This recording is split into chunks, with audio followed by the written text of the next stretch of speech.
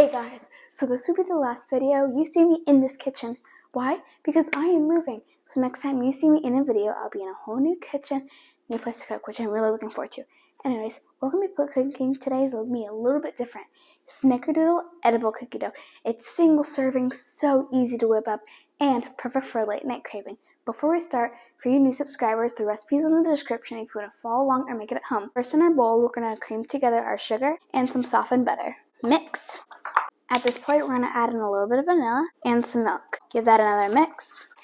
To a separate bowl, we're going to add our flour, and we're going to pop this in the microwave because flour can have a lot of potential bacteria, and we're going to put in the microwave to kill the bacteria so it can be safe to eat. We're going to microwave it for about 10 seconds. Once it's out, give it a quick stir to get all those lumps gone. So now we're going to add our flour to our butter mixture with some salt and cinnamon, of course, since this is snickerdoodle.